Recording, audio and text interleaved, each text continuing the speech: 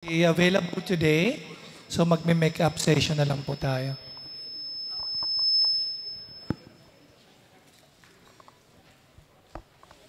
Ayan, sige po. Music Min, maraming salamat po for the gathering song kanina. Tito Oy po, makisig na singer natin. Okay, sige. Mag-pray muna tayo, opening prayer, ano? Before tayo mag-umpisa. Hingiin natin ng presensya ng ating Panginoon. Sige po. In the name of the Father, and of the Son, and of the Holy Spirit. Amen. Panginoon, ulit, maraming salamat po sa araw na to, Lord, na pinagkaloob niyo po sa amin, Lord, for the gift of life, gift of good health, and sa napakaraming blessings po na pinagkaloob niyo po sa amin for the past week, Panginoon, for giving us the empowerment, for your presence within us and within our family, Lord. At maraming salamat po, Lord, for inviting our participants today to be here today at for keeping them safe, oh Lord God, on their way to our venue, Lord. At Panginoon, may you bless each one of us na buksan niyo po ang aming puso, isipan, Lord, na mas lalo po namin po kayong makilala, Lord, through our speakers today. May you give us the wisdom, O Lord God, and may you keep us away from any distractions na makapag-focus po kami sa pagbibigay puri, sa pagkilala po sa inyo through this CLP session. Panginoon, kung ano man po ang aming what we're going to accomplish today, we offer it for your glory, Panginoon. Kayo na po bahala magpuno sa aming mga pagkukulang, O Lord God. Alam po na nandiyan po kayo palagi, Lord. You never miss a thing. At most of all, Lord, nagpapasalamat po kami sa lahat-lahat ng mga blessings. Panginoon, this we ask and lift everything to you, into your hands, into your mighty name, through our Lord Jesus Christ, your Son, in union with the Holy Spirit, one God, forever and ever. Amen. In the name of the Father, the Son, the Holy Spirit. Amen. Ayan po, maraming salamat po ulit mga kapatid. Welcome back to our second session ng ating Christian Life program. So, this session, it will cover, ayan, thank you po Bro Eman. Ipakita ko lang po yung program outline natin ngayong araw, session 2. Ayan po, kanina may gathering songs tayo, registration, di ba? And then praise songs, kinanta ng ating Music Min. Then welcoming again, welcome back mga kapatid. At we're happy, we're blessed na nandito po kayo. Di ba? So, siguro this is not a coincidence, ha? This is God's incidence, okay? Let's call it God's incidence na nandito po tayong lahat. Di ba? And then, ang sunod ng opening prayer is talk number 2. Napakaganda pong topic ang meron tayo ngayon. There are 2 talks today. Ang talk number 2 is, who is Jesus Christ? Di ba? So, Jesus Christ. So, dito po makikilala natin lalo yung Panginoon. Who is Jesus Christ sa ating buhay? Di ba? So, kailangan po natin ng kaalaman as part of our spiritual faith. Okay, mga kapatid? And then after the talk number 2, magkakaroon tayo ng 10 minutes break. Magkakaroon tayo ng break para naman hindi tayo antukin, di ba? Pwede tayo mag-coffee, tapos may mga ano po tayo doon, small foods, okay? And then after ng 10-minute break, we'll have talk number 3. Magandang topic din po yun. At it's about repentance and faith, di ba? Repentance and faith, magkasama po palagi yun, di ba? Repentance and faith. So after ng talk number 3, magkakaroon po tayo ng group discussion, di ba? Just like nung nakaraan nating session, na may short discussion tayo, group discussion. So i-assign po ulit kayo sa inyong mga tinatawag na group discussions leader, okay? And then after that, announcements para sa ating susunod na session, okay? And then closing prayer. So yun po yung program outline natin, okay? Now, just a short recap sa mga session 1, actually sa session 1. So, sa session 1, meron po ditong nakaalala kung anong talk number 1 natin? God's love. Maraming salamat, sis. Thank you. Praise God, God's love. Okay. So, God's love. So, pagmamahal ng Panginoon. Ano daw yung pagmamahal ng Panginoon? May mga 3 major points po doon sa pagmamahal ng ating Panginoon. Meron po nakakaalala? Sige, ito po. Sabi dito, ang pagmamahal din ng Panginoon creates, di ba? The Father's love creates, di ba? So, ginawa niya tayo because of His love for us, di ba? Creation of human being, creation of the world, di ba? So, ginawa niya tayo in His own image dahil sa kanyang pagmamahal niya sa atin. That's Father's love, di ba? The second one, the Son's love saves. Di ba? Saves. Iligtas niya tayo. Di ba? Jesus Christ sacrificed Himself to be crucified on the cross para tayo iligtas sa ating mga kasalanan. Di ba? So He saves us. The Son's love saves. Di ba? Ang pangatlo po is the Holy Spirit's love sustains. Di ba? So yun yung nagsusustain sa atin in our day-to-day life, di ba? He sustains us sa ating mga pangangailangan sa buhay. It is the means that we are experiencing God's blessings through the Holy Spirit, di ba? Through the Holy Spirit. Presensya ng Holy Spirit, di ba? Kasi, di ba, yung Panginoon, before siya umakyat sa langit, sabi niya, I will give you somebody who will help you pag siya yung mga umakyat sa langit. That's the Holy Spirit, our paraclete, di ba? So yun po. 3 major points about God's love, very important po. Again, Father's love creates, Son's love saves, and the Holy Spirit love sustains. Okay? So it was just a short recap ng ating talk number 1. Now, we'll go on to the talk number 2. Okay? Hindi ko na pahabain. Mga kapatid, I would like to introduce to you our brother. He is our household head. Walang iba si Bro Mark Artates. Bro Mark, God bless you. Thank you.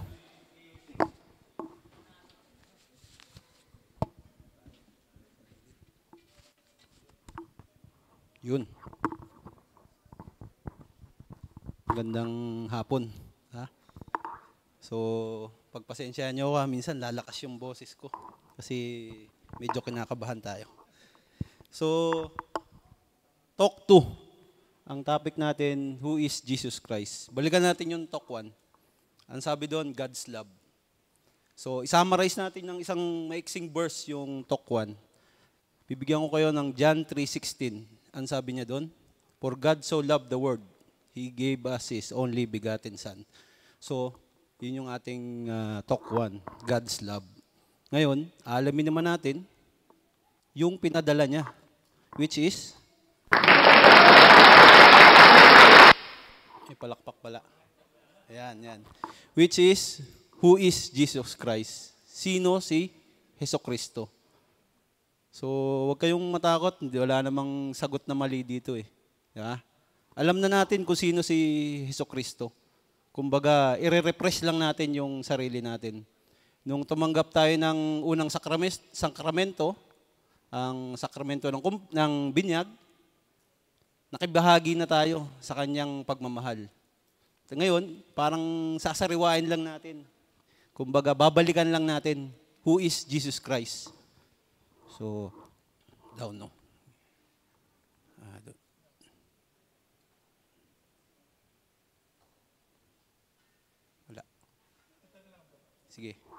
Sige po. Yan, who is Jesus Christ? Yan po ang ating talk topic. So, panoorin muna natin yung short video para meron tayong overview. Mamaya, i-aanhin natin na isa-isahin. Who do you say I am? Son of God, I am.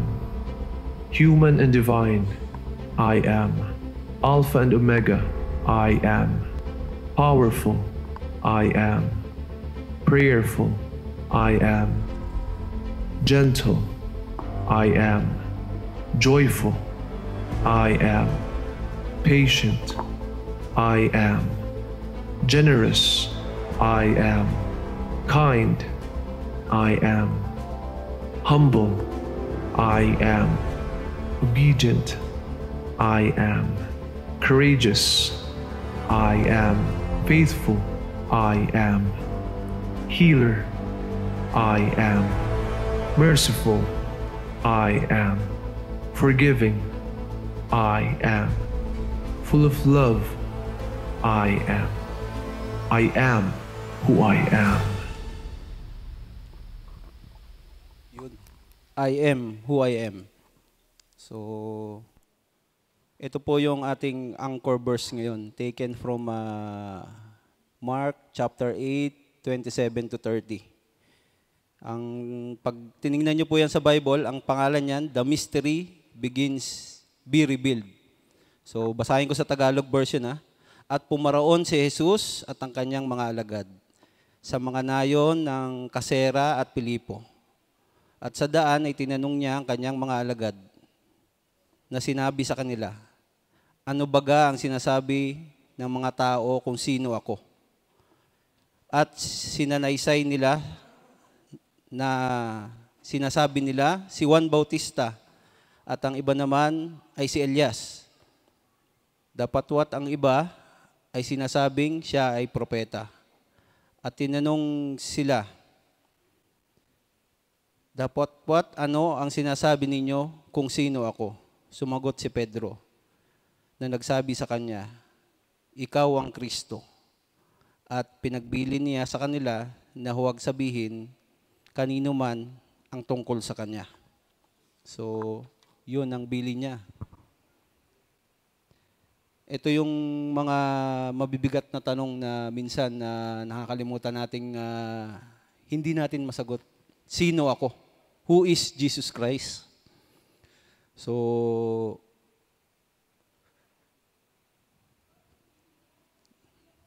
sinagot ni Pedro yung katanungan ni Jesus. Sino ako? Pero, yan din yung tanong na itinatanong sa atin ni Kristo. Sino ako? Ano ba ako sa inyong buhay? Ako ba'y tagapagligtas? Tagapagpatawad ng mga kasalanan? O inyong kaibigan? Sino ako? Sabi sa video, I am who I am. So, para mag-relax, lalaro muna tayong tic-tac-toe. Papakilala muna pala ako. Ako pala ang inyong kapatid sa pananampalataya, Brother Mark. Napagtapos din ako ng CLP noong 2019. So, doon sa lumang simbahan pa. Ngayon, kami po ang household leader ng Unit 1, Household 3. So, yan po ang aking family, ang aking may bahay, si Norski, may dalawa po kaming anak, at ako po. Ang aking pong ministry ay Altar Servers Ministry. So, yan, next. Yan. Maglalaro tayo saglit. Ito yung activity natin. 2 truths, 1 lie. So, madali lang naman to. Kung pipiliin nyo yung mali, di lie yun. So, yan. First lie, 2 truths and 1 lie about Jesus. So, yan. Born in Nazareth, born in a manger, and son of carpenter. Alin dyan yung lie? So, sagutin na natin para matapos na. Born in Nazareth. Tinatawag siyang Jesus from Nazareth. Pero hindi siya pinanganak sa Nazareth. Pinanganak siya sa Bethlehem. Di ba? Paano siya napunta ng Bethlehem? Yung tatay niya, si Jose, kailangan nilang magpatala sa Bethlehem. Dahil si Jose ay kasama sa angkan ni Haring David. So, tumawag sila na kailangan niyo magpatala. Kaya bumalik sila ng Bethlehem. Noon, manganganak na si Mama Mary. Kaya pinanganak siya sa Bethlehem, hindi sa Nazareth. So, yung dalawa naman, yan yung truth. Born in a manger and son of a carpenter. So, born in a manger, di ba, lagi nating meron tayong bilin, born in a manger. Sinilang siya sa sabsaban. Kasi wala nang ano nun eh. Wala pang lying in nun. Puro ano lang. So sa Sabsaban, yung kainan nung ano, may dayami doon. So doon na lang doon siya pinanganak. Son of a carpenter. Kasi ano siya, anak siya ng karpentero. Kung matatandaan nyo, ang profession ni Saint Joseph, carpenter. So, yan yung truth. Tapos, next slide is, he forgives sins. He never gets angry. He performs miracle. So, sa tingin nyo, alin ang lie dyan? Ha? He never gets angry. Tingnan nga natin. Yun, tama. He never gets angry. Pero, nagalit siya. Tandaan nyo ba, nung pumunta siya sa tahanan ng kanyang ama, nakita niya, yung simbahan, yung bahay dalanginan, maraming nagtitinda, maraming nagpapalit ng pera, nagalit siya. So, nagalit siya. Pero yung galit niya is a righteous anger. Makatwiran na ang kanyang paggalit. Kasi nga, di ba, ano doon, susulat, my house shall be the house of prayer, but you are making it a den of thieves. Nakalagay yun sa Isaiah 56:2-7. So, nagalit siya. Tinaob niya lahat yon, nilinis niya. Kasi nga, ginawa nilang den of thieves ang bahay dalanginan. Tapos, yung truth naman, he forgives sins. Paano? He forgives sins. Ang mga example nito, yung pinagaling niya yung he forgives sins, yung paralytic sa Capernaum, pinagaling niya, pinatawad niya yung mga kasalanan. Sino? Yung tax collector. Ang pangalan nun, si Levi. Di ba? Sabi doon, natatandaan ko, pag nagbabilis ng bahay, may isang tax collector sa sobrang liit niya, umakyat siya sa puno ng sikomoro para makita si Jesus. Tapos tinawag siya, ikaw, kalimutan ko yung pangalan nun pumarito ka. Tama. Pumarito ka, tutuloy ako sa bahay mo. So, ginive up niya lahat ng niya. So, immediately, he forgive the sins ng tao na yun. Then, another truth, he performs miracle. Ang unang miracle na ginawa niya, saan? Ang unang miracle na ginawa niya ay yung sa kasalan, sa Cana, Galilea, na sabi niya sa kanyang ina, hindi pa ako dapat magpakita ngayon. Kumbaga, hindi ko pa to time. Pero para pagbigyan, yung nanay niya, na si Mama Mary, ginawa niyang alak yung mga tubig. So, he performs miracle. Tsaka marami pa siyang ginawang miracle in public. Yun yung unang miracle na ginawa niya in wedding in Cana. So, and then marami pa siyang mga yung bulag. Pinahiran niya ng putik sa mata, tapos pinaghilamos niya dun sa parang gripo, nakakita. Yung mga ketongin, pinagaling niya. Marami siyang pinerform na miracle. So, yun yung dalawang truth. Tapos, next. He died in the cross. Yun, battery low. Hindi kasali yun.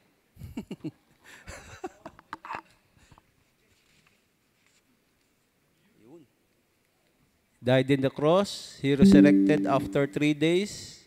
And then, he will never come again. So, alin yung lies dyan? Ha?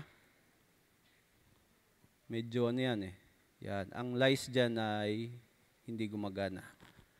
He will never come again. Yan ang lies dyan. Di ba, pag nagpo-profess tayo ng faith natin, at siya'y babalik, pero hindi natin alam kung kailan siya babalik. Kaya nga tayo naghahanda. Yung pagbabalik niya, di ba sabi niya, he will never come again. Pero nakastate yan. Dun sa, will come again in the glory to judge the living and the dead. Babalik siya, pero hindi natin alam. Walang sino mang nakakaalam kung kailan siya babalik. Kaya nga tayo naghahanda eh. Kaya tayo nagpe-prepare. Baka matulad tayo dun sa mga hangal na umattend ng kasalan, na nagdala ng lampara, na wala silang reserbang gasera. Dumating ngayon yung ikakasal, yung mga lampara nila, naubos na yung gas. Yung mga matatalino, nagdala sila ng reserba. Yun. Maging handa sa kanyang pagbabalik. So, He died on the cross. Truth yun, di ba? Sa cross siya namatay. Then, He resurrected after 3 days. Di ba? Nang may 3 araw, umakyat sa langit, naluklok sa kanan ng Diyos Amang. Di ba? Nandun yun sa ating, Apostles' Creed. And, ayaw uli.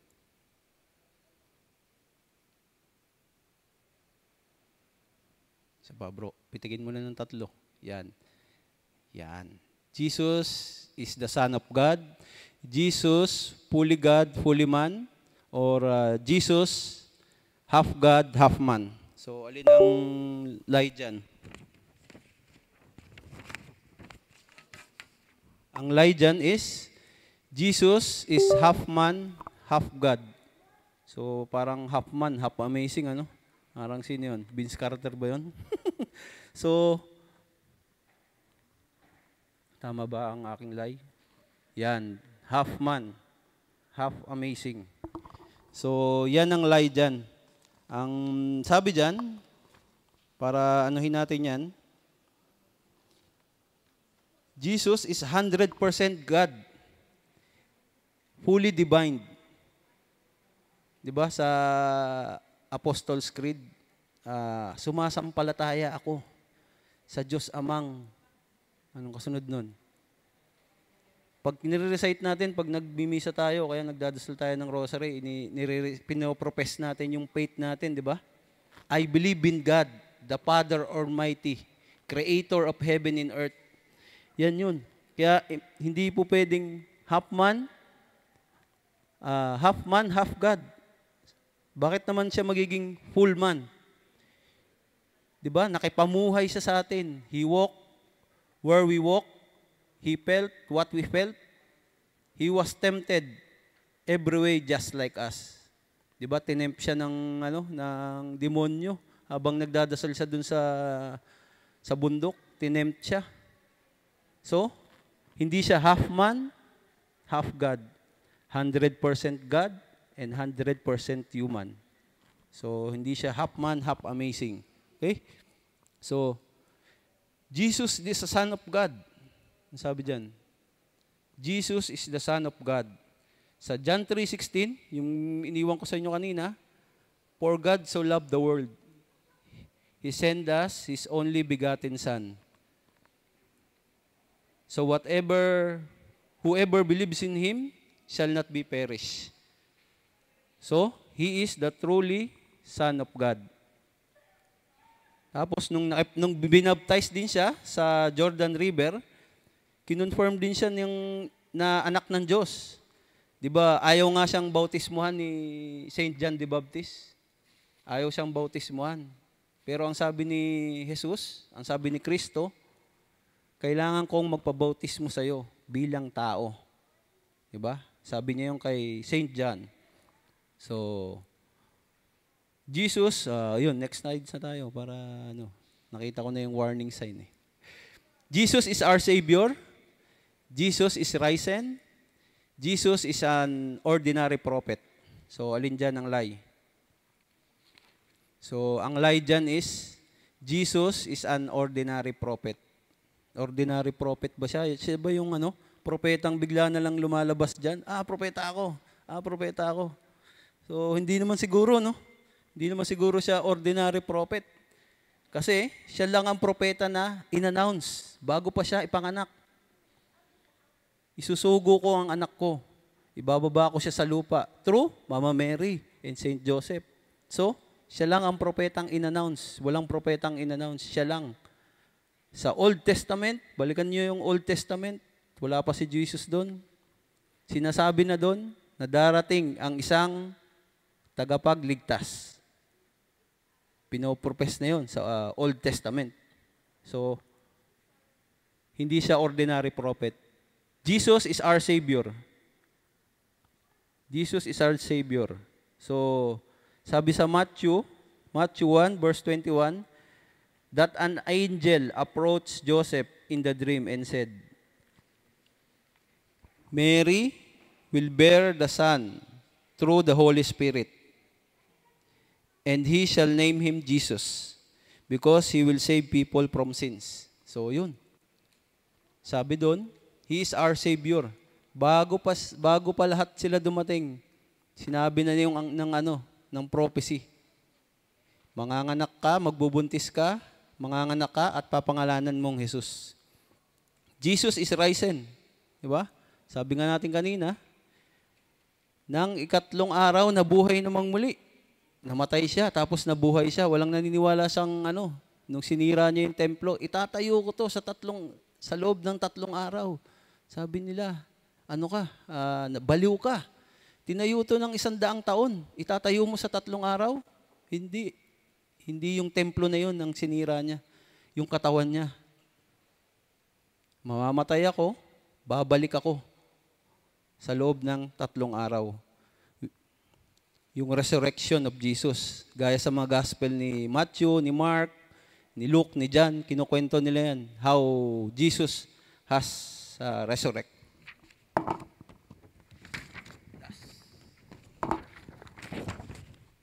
Okay bro, pitigin mo naman yung 3. Yan. So yan. He is a lunatic. He raised people from dead. He performs miracle. So, alin dyan? He is a lunatic. Ano ba yung lunatic? Di ba yun yung nadikit dito? Pag lumusong ka sa ilog. Joke lang. Lunatic, ano ba yun? Baliw. Siraan ba to? Di ba? Nung pumunta siya sa templo, di ba? Sisirain ko yung templo at itatayo ko sa loob ng 3 araw. Baliw yan, sabi nila. Di ba? He raised people from dead. He performs miracle. So, iniisip nila, baliw si Jesus. Pero, He raised people from dead. Di ba nga? Bumuhay niya. Yung sinong unang binuhay niya, yung kaibigan niya, si Lazaro, di ba? Lazaro, tumayo ka dyan. Oo, di ba? Binuhay niya. Nakalagay yun sa Matthew chapter 17, 14 to 16. He raised people from the dead. Jesus raised Lazarus from the dead.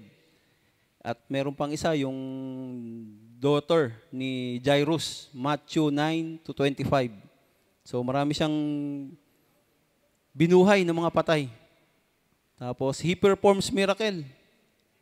Di ba? Yung pinakamalaking miracle na ginawa niya? Yung feeding of 1,000 men. Di ba nasa ilang sila, walang makain. Meron lang silang ilang tinapay, 5.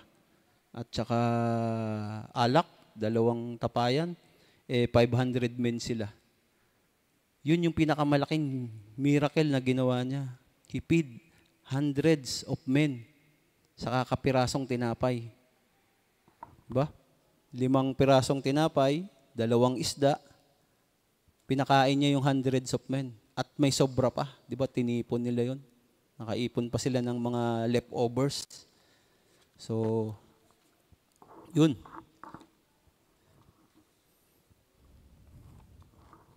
So, to get involved with someone in a personal way, we have to see and understand his background and take time to know where the person is coming from.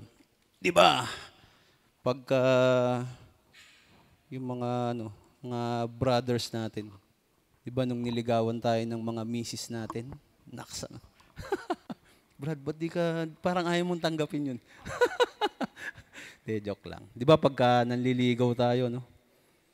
Di ba tayo bang niligawan? Niligawan ba ako? Di ba yung nililigawan natin, inaalam natin kung ako babae, aalamin ko, sino ba to si Brad? Saan ba to nagmula? Di ba? Hindi naman natin basta-basta i-accept yan eh. Di ba? magba-background check tayo. Papa-NBI ko to.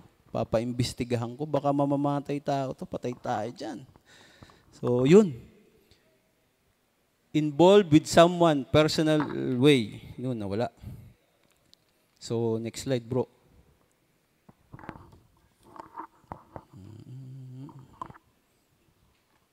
So, who is Jesus Christ?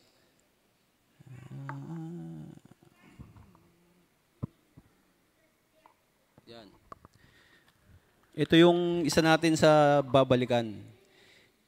Jesus of history and Christ of faith. Umpisa tayo sa Jesus of history. 'Di ba? Full of history si Jesus. Men and women who claim they came from God. Jesus is the only person in the history ever pronounced. In-announce na siya. Sinabi na siya sa Old Testament na may ipapadala ako dyan na tao na magliligtas sa inyo. So,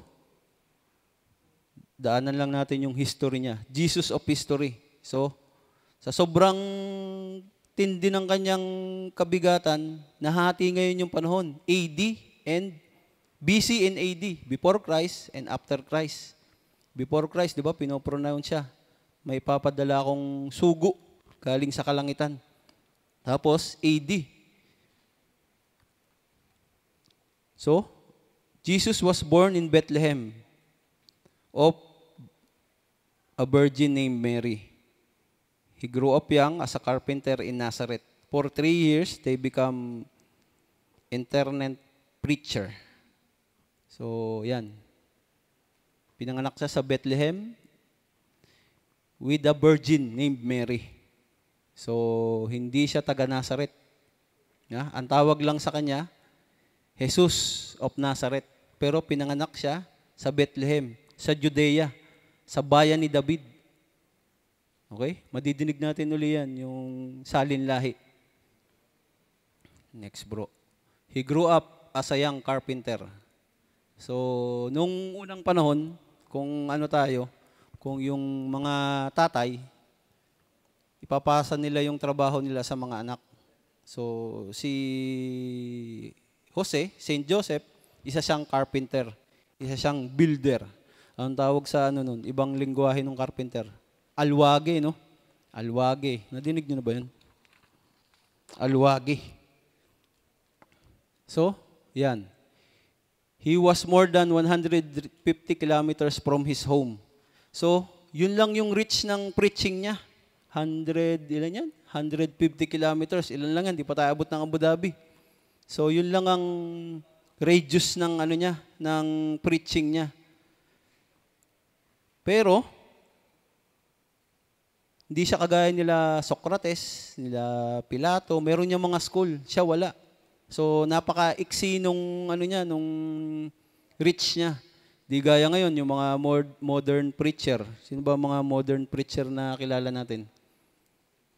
Si, Bo Sanchez. Diba? Baka football player yun, Diba? Ngayon, nakakapag-construct na tayo ng millions of, listeners.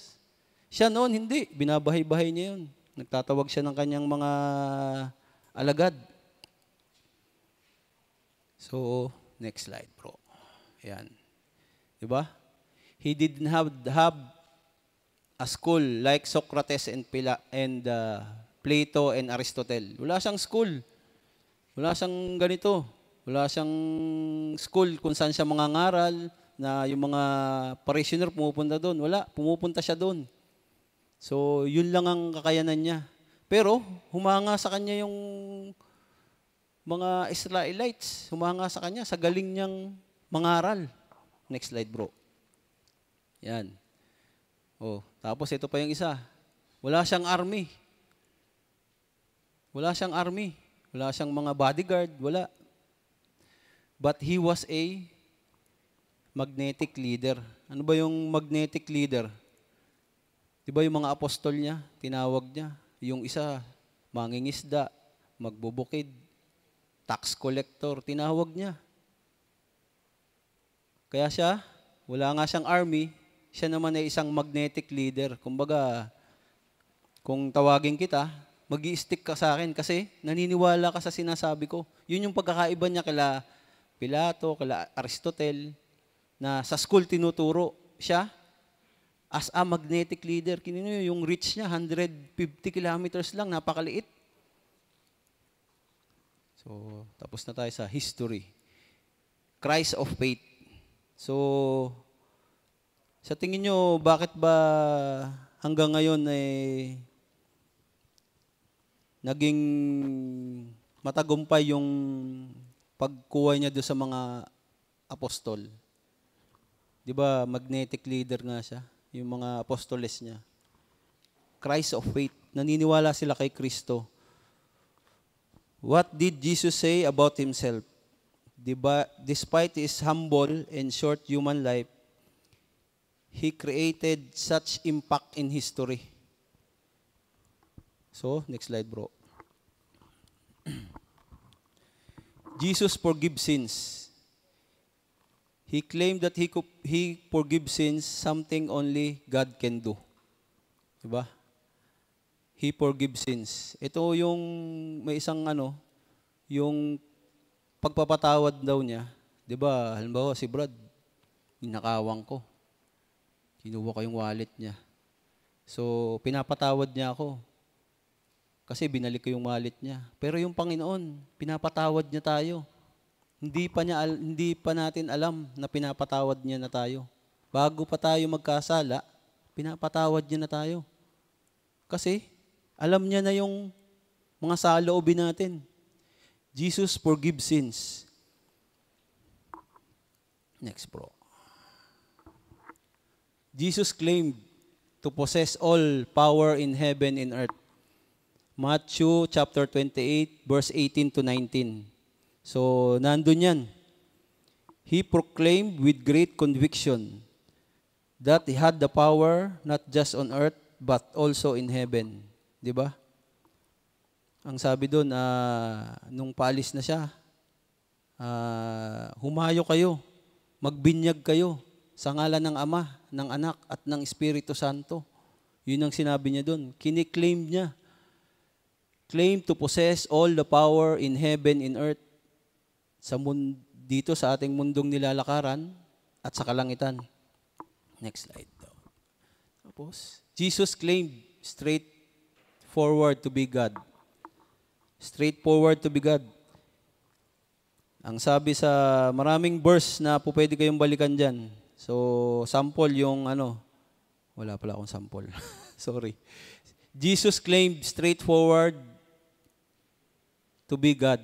So, John chapter 8, verse 56 to 58. Tingnan nyo na lang. Next slide. Yan. Is Jesus a lunatic? Liar, lunatic, or Lord? Diba, dun sa game natin, tinawag siyang lunatic, liar. So, unahin natin yung liar. So, Jesus claims to be God must be either true or false. If false, then we only have two alternatives. If either he knew it was false, in which case it would be a liar, or he did not know it was false. So, kung nagsisinungaling ang Panginoon, he is deliberately deceiving the followers. Kung nagsisinungaling siya, if could Jesus lied? Ibig sabihin doon, kung nagsisinungaling siya, dinideceive niya yung followers niya. Pero, tingnan natin yung look at his moral purity, dignity, sound intellect, the air truth. So, tingnan lang natin yung katauhan niya kapag nandyan siya. Meron naisip ba natin na nagsisinungaling siya? Hindi naman, di ba? So, hindi siya nag-lie. So, minsan niisip nila, lunatic siya, baliw yan. Jesus do not see any abnormalities or blemishes. Wala siyang abnormalities sa kanyang katawan. Kumbaga, ano nga siya? Paano natin masasabing lunatic siya? Yung mga sinasabi nila na nagpapagaling siya, ano yan? Lunatic yan. So, he cannot be such a lunatic. If not a liar, not a lunatic, so, he is the Lord. Hindi siya liar, hindi siya baliw. He is the Lord. Jesus is the Son of God. He is Lord.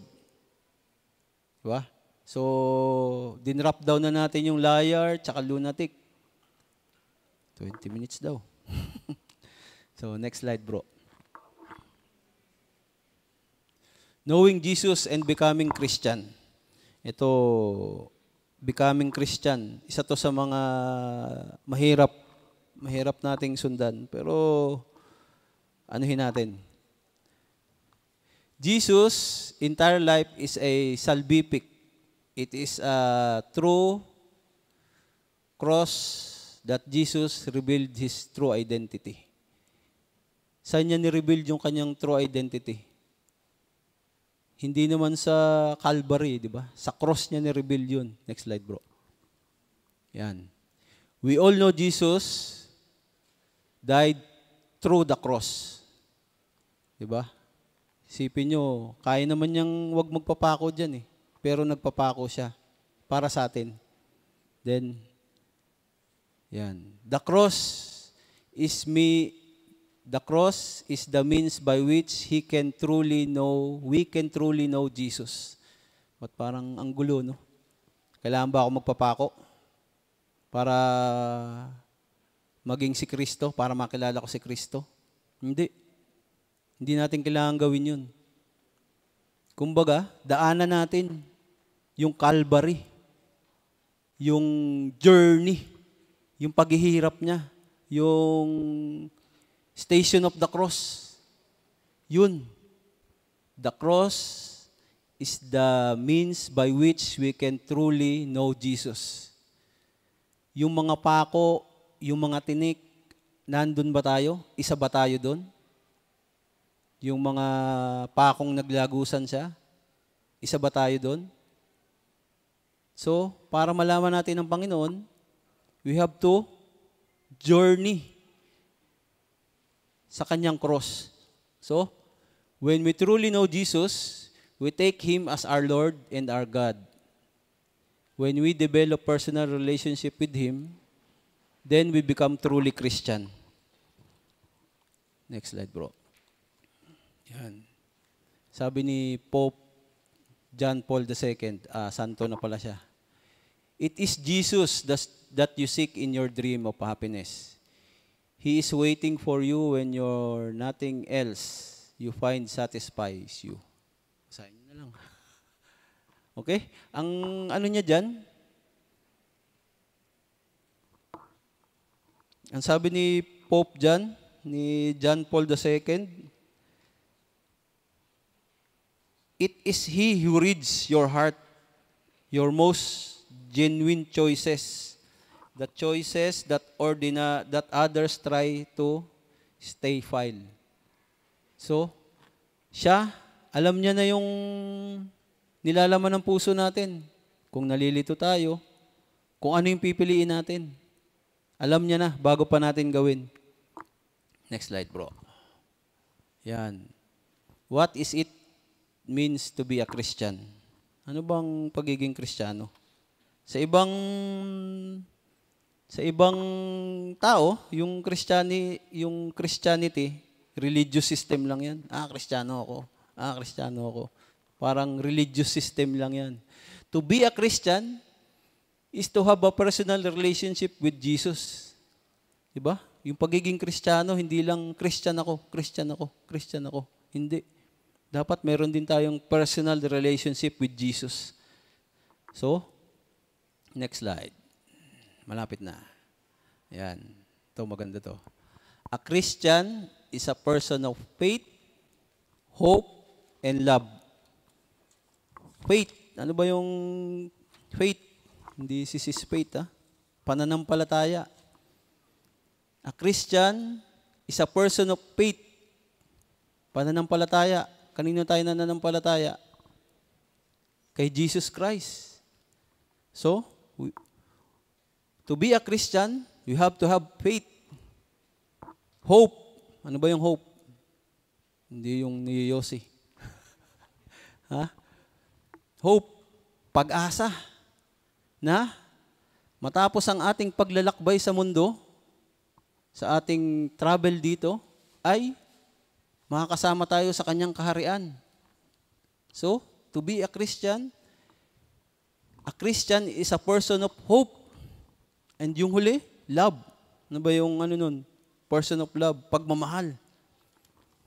Pagmamahal. So, yan tatlo na yan, sama-sama yan. Hindi yan po pwedeng maging si faith lang. Kristiyano ako kasi may pananampalataya ako. Kristiyano ako kasi may pagmamahal ako. Hindi po, mga kapatid. Yang tatlo po na yan ay dapat nasa atin. Faith, hope, and love. Sa love, bibigyan ko kayo ng magandang kanta para dyan. Hindi ako kakanta. Hanapin nyo sa YouTube yung ang pamagat niya ay Sapagkat ang Diyos ay pag-ibig. Maganda yung kanta na yun. Yung unang stanza, hindi ko rin kakantahin, babasahin ko lang. Pag-ibig ang siyang pumukaw sa ating puso at kaluluwa at siyang nagdulot sa atin ng buhay, liwanag sa dilim at pag-asa. Hanapin nyo lang, pag-uwi nyo, maganda yung kanta na yan. Diyan makikita natin yung pagmamahal, yung love. Despite na ano man yung kadiliman, nandun pa rin yung Panginoon. So, yan. The Lord knows who are His. Timothy 2. He is waiting for you to embrace Him with all your heart for you to be called His an authentic Christian. So, mga kapatid, ngayon, kilala na natin yung Panginoon para matawag tayong authentic Christian, willing tayong i-embrace siya. Siguro nung mga bininyagan tayo, hindi natin alam na ini-embrace na natin yung Christianity. Kasi bininyagan tayo Di ba sabi ng pare? Binibinyagan kita sa ngalan ng Ama, ng Anak, at ng Espiritu Santo. Tapos papahirang ka nung langis na mabaho. Di ba? Tayo'y nakikibahagi bilang pari, propeta, at hari. Inulit natin yun nung kinumpilan tayo. Di ba? Sacrament of Confirmation. So, paano natin may embrace yun? Yun ay sasagutin ng Talk 3. So, next slide, bro. Yan. Meron po tayong sharer. Pero, yan. Ang ating pong sharer ay walang iba, ang aking may bahay. Tapos yung last slide na, bro, bago siya mag-share. Yan. Bago siya mag-share, iiwan ko kayo ng guide question. Bukod dun sa kantang binigay ko sa inyo. Ano ba yung kantang binigay ko sa inyo? Hanapin nyo na lang. May bagong rendition yun. Si Eric Santos ang kumanta nun. Ito yung guide question. Kung may natutunan man kayo, sana man. Share your Christian background. Discuss how you saw or thought of Jesus before and what new insights you have gotten through the talk. So, iiwan ko sa inyo yan at mag-share na ang aking may bahay. Lap po. Ayan, maraming salamat, Bro Mark. Sharing muna dito. Mag-sharing. Bro Mark, samahan niyo po si Sis. Hindi na. Huwag na mas ka na. Nahiya ako. Hindi ako nakikita. Good afternoon, brothers and sisters. Ako nga pala si Norsky, pero ang tunay kong pangalan talaga Leonora. Screen name ko lang yan. Brothers and sisters, saan ako nagsimula? Nung CLP. Balik tayo nung bago ako nag-umpisa na pumasok sa CFC. Nung bata kasi ko, mahilig na akong yung malapit na ako sa Diyos noon yung palasimba, ganon. Tapos yung sumasama ako sa mga Black Rosary, mga ganyan. Tapos Yung alam niyo yung yung tuwing hapon, tuwing mga 6 o'clock, ganun. Meron kami yung mga kaibigan ko na pupunta sa simbahan na kami, yung mag-Angelus. Basta talagang bago mag 6 o'clock, pupunta na kami ng simbahan, tapos ano talaga, kami yung naglilid ng Angelus, ganun. Tapos yung mga kaibigan ko din, sasabihin nila na, sa rosary naman tayo, sa Black Rosary. Ganun din. So kami yung naglilid ng mga prayer, tapos mahilig din kaming umattend ng mga Bible study tuwing Friday, ganyan. Tapos nung mga umattend din ako ng sumali rin ako ng choir nung elementary ako. Pero yun, syempre, medyo, wag. Pero tawag dito, yun yung syempre, di ba, mga bata ka pa, medyo inosente pa yung boses mo, kaya hindi pa sila hindi pa nila, tawag dito, populaan yung boses mo nun. Okay lang. Tapos, hindi ko alam na doon ko pala makikilala ang future husband ko. Pupunta kasi doon. Tapos, yung sakristan kasi siya, tas choir ako, pero magkaiba kami ng lugar.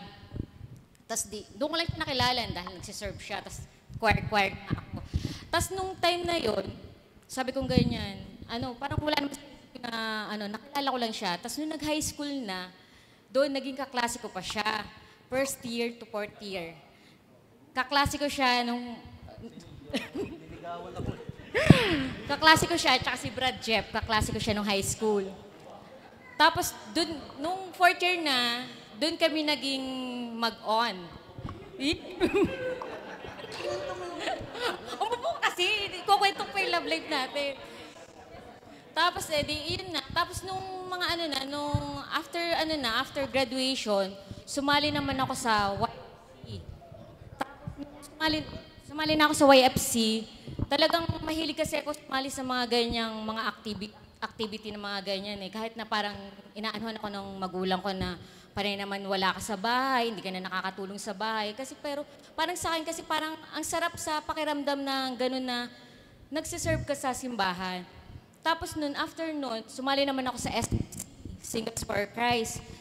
Sabi ko naman, siguro sa couples, medyo matagal pa naman yun eh. Tapos syempre, graduation na. Nung graduate na ako ng college, medyo laylo-laylo na ako sa mga ganyang gawain kasi syempre, kailangan mag-focus ka sa pagtatrabaho, ganun, yung parang makatulong ka sa magulang mo. Tapos nakalimutan ko na yon. Kaya nung sabi kong ganyan, nung after nung graduation namin, siguro after 2 years, pumunta ako ng Dubai para maghanap ako ng trabaho. So dito pagpunta ko sa Dubai, sabi kong ganyan, parang ito, walang dito walang ganyang, hindi ko nakita yung ganitong community. Siguro dahil nga malayo kami sa simbahan nung time na yun eh. Tapos parang dito, na-experience ko dito na parang God is good. Siguro 1 month na akong naghahanap ng trabaho nun kasi parang ang hirap nun eh, yung visit visa ka na parang ang hirap mo na yung wala kang experience sa Pilipinas na pag after graduate mo na nagtrabaho ka lang. Hindi ko nakuha talaga yung totoong gusto kong trabaho. Nag-apply ako kahit na anong trabaho ang kunin ko. Tapos nung time na sabi kong ganyan, paglabas ko nung bahay namin nun, sabi ko, I claim it. Sabi kong ganyan, claim ko na tong trabaho na mapupunta na to sa akin. Sabi ko pang ganyan. Tapos merong one time, sabi kong ganyan, ang tagal na parang nawawala na ako ng pag-asa. Gusto ko nang umuwi ng Pilipinas noon dahil nga parang isang buwan na ako nandito sa Dubai pero wala pa rin akong trabaho. Tapos nung nag-aabang ako sa waiting shed, napauwi na ako ng bahay kasi parang lagi na lang sinasabi ng mga employer na we will call you. Pero hindi naman sila tumatawag, di ba? Tapos nung nag-aabang ako nung sa waiting shed, may nakita ako na isang babae, lumapit siya sa akin. Hindi naman niya ako kilala. Sabi niya sa akin, sis, sabi niya ganyan, saan ka punta? Anong ginagawa mo dito? Sabi niya ganyan, may work ka ba? Sabi ko, wala eh. Sabi kong ganyan, nag-apply ako, pero sabi ganyan, balik na lang daw ako o tatawagan na lang ako. Tapos, sabi niya, kwentuhan kami. Pero hindi niya ako kilala. Tapos sabi niya ganyan sa akin, sis, gusto mo, pasok ka doon sa trabaho ko kasi uuwi ako ng Pilipinas. So, magbabakasyon siya ng Pilipinas for 2 months. So, sabi niya sa akin, gusto mo reliever kita. So, syempre parang, God is good. Nung paglabas ko kasi, nagdasal ako na sabi ko, Lord, I claim it na yung pupuntahan ko ngayon, ito na yung trabaho na ibigay mo sa akin, Lord. Sabi ko pang gano'n. Kasi nga parang sobrang na hopeless na eh. Sabi ko pang gano'n. Tapos nung sabi ng babae, for 2 months ako, hindi ko naman siya kilala, pero parang ang gaan loob niya sa akin nung sinabi niya sa akin na, ikaw muna ang pumalit sa akin. Nung pumalit ako sa kanya, di syempre, paliwanag niya na kung ano yung mga dapat kong gawin, mga ganun. Tapos umalis na siya. Tapos nung binigay niya na ako doon sa boss niya, nasabi niya gano'n na, parang ipinagkatiwala niya ba ako doon sa boss niya na hindi naman niya ako kilala talaga, na nakita niya lang ako sa waiting shed. Tapos yung sabi niya ganyan, sabi ko, malapit na yung sa Jebel Ali kasi yun eh. Sabi ko, mas gusto kong nag-apply sa Jebel Ali kasi free zone yun. Anytime na umalis ka sa free zone, wala kang ban. Kahit na, hindi tulad nung pag nasa labas ka na, mababan ka, mababayad ka pa, ganun. Nung nasa free zone ako, sabi ko, babalik na yung nirelivan ko. Sabi ko, paano na to? Wala pa akong pataka, yung Emirates ID. So, uuwi na naman ba ako nito? Tapos, yun na, nung bago siya bumalik, sabi niya ganyan, sis, pabalik na ako kasi, yun na, tapos na yung bakasyon niya. Sabi ko, tapos na yung bakasyon niya, hindi pa ako nag-a-apply. Tapos sabi naman ng boss niya, mabait yung boss niya, nasabi niya sa akin, sige na, okay lang sa akin, mag-apply ka. Hindi kita tatanggalin dito, kahit na nandito na yung si Maricel, dito ka pa rin, tapos hanapan na lang din kita ng trabaho. Tapos, God is good talaga. Nasabi nung boss niya, may friend siya na nasa Dubai. Sa Dubai mismo, outside na ng Jebel Ali. Nasabi niya ganyan na, sige, ito na yung ito na, sabi niya, yung friend ko naghahanap ng secretary. Tapos sabi niya ganyan, gusto mo ikaw ang ibigay ko. Nung binigay niya ako, yun, doon nag-permanent na ako. Sabi ko ganyan, tapos nung time na yun, kasi sabi ko, syempre, panay ang exit ko na, parang naawa na ako sa pinsang ko din na, parang siya yung naggumagastos sa akin sa mga exit, sa mga ganon. Tapos nung niya, nasabi niya ganyan sa akin, kukunin na kita ng secretary.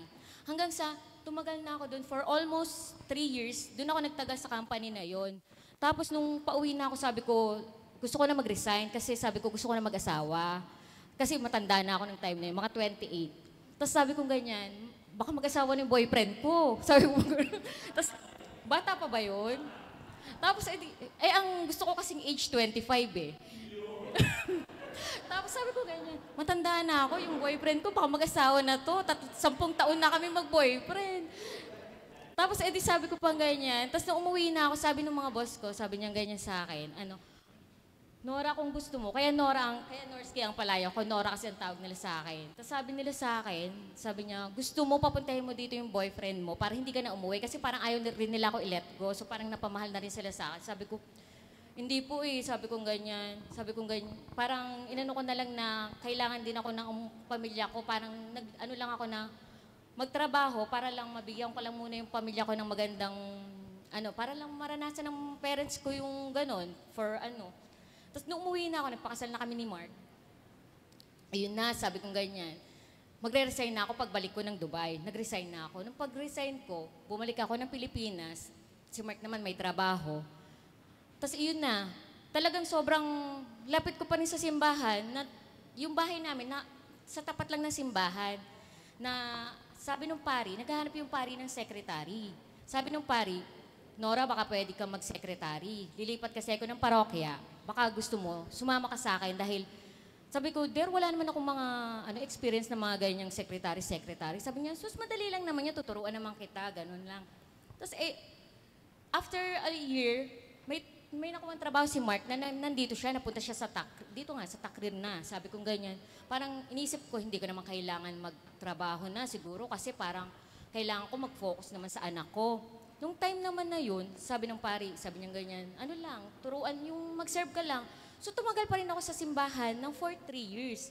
Parang yun nga yun naaalala ko yung kinukwento ni Father Dave, na parang kapag halimbawa, parang ikaw nagsisimba ka lang na parang gusto mo lang na, yung parang tinatanong mo kung sino yung paring magmimisa sa'yo, parang gano'n, sasabihin mo na, ay ayoko ng pari na yan, parang ganyan. Ayokong pumunta sa simbahan kasi parang kapag kasi nagsisimba ako, nakikita ko yung mga tao doon, parang yung iba, nagsiselfone lang, yung iba, daldalan ng daldalan, yung mga ganon.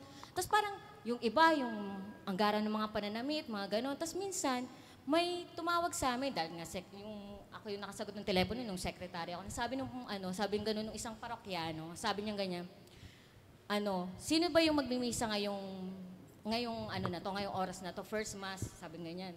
Iniba ko yung pari. Para kasi gusto nila yung pari lang na yun eh. Parang sinasabi lang nila na, ito yung pari na gusto ko. Kapag hindi yun yung pari, hindi sila magsisimba. So parang ang konti nung nagsisimba kapag yung, yung assistant priest na yung nagmimisa. So sabi ng pari sa akin, ibahin mo. Huwag mong sasabihin na ako yung magmimisa. Kasi ganun nga, parang yung mga tao, parang iniisip nila na nakabase sila kung sino lang yung pari. Di ba parang kapag halimbawa ikaw, kung talagang parang ang inaano mo, yung pananampalataya mo, di ba? Parang magsisimba ako kahit na sino pa siyang pari o kung sino man yung makita ko doon, wala akong pakialam. Parang ganito din, yung tulad nito, nung dumating ako dito sa CFC, nung dumating kaming mag-iina dito, 2019. Nauna siya, 2013 siya dumating dito. Tapos 2019 kami, nung kinuha niya kami. Tapos, kararating lang namin ng May. Tapos meron na namang may gathering nga na ganito na CLP. Nasabing ganyan na, may nag-invite sa amin. May yun. Tapos, nung September, sabi nilang gano'n, magkakaroon tayo ng CLP, baka gusto mo mag-join. Tapos sabi kong ganyan, why not? Sabi kong ganyan. Sabi naman ng asawa ko, sige, try natin. Hindi ko alam na ako lang din pala ang magta-try. Kasi parang first and second meeting, ganito, ako lang din yung uma-attend, tapos wala siya. Tapos sabi ko pang ganyan, di parang hindi naman couples yun, parang lang din yun, di ba? Parang single lang yun na. Tapos 2 beses na umattend ako na ganyan, na yung misa, walang asawa. So sabi ko ganyan, a-attendan ko pa rin yung makeup class. Di parang paulit-ulit ako. So, pero nainganyo ako na ganito, na uma-attend ako ng CLP, sabi ko, tatry ko lang. Yung orientation, tsaka yung talk 1. Sabi ko ganyan. Pero nung nakita ko na kung paano yung flow ng ganitong gathering, hindi ko na malaya, natapos ko na.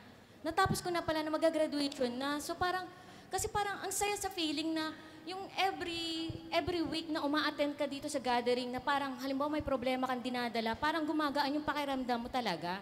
Totoo naman para sa akin na yung pakiramdam ko, parang ang gaan-gaan na parang ang dami mo nakilala. Tapos ngayon nga na nandito na kami sa may community, nagpapasalamat ako sa community kasi yung community na to, ito yung parang naging pamilya mo, parang naging pangalawang pamilya mo, nagkaroon ka ng mga kaibigan, mga tito, tita, tapos yung mga anak mo, nagkaroon ng mga kaibigan din, dumami yung mga kakilala mo. Tapos, anytime natawagan mo sila, wala kang service, ganon, kailangan mo ng tulong, nandiyan lang sila. Kahit nga hindi mo sila tawagan, nandiyan pa rin sila eh. Minsan, kumakatok lang sila eh. So parang, parang kaya ang saya naman sa pakiramdam. Kaya ngayon, nagpapasalamat kami sa inyo na hanggang ngayon, umattend kayo. Congratulations sa inyo. Sana magtuloy-tuloy kayo. And that, may God be praised.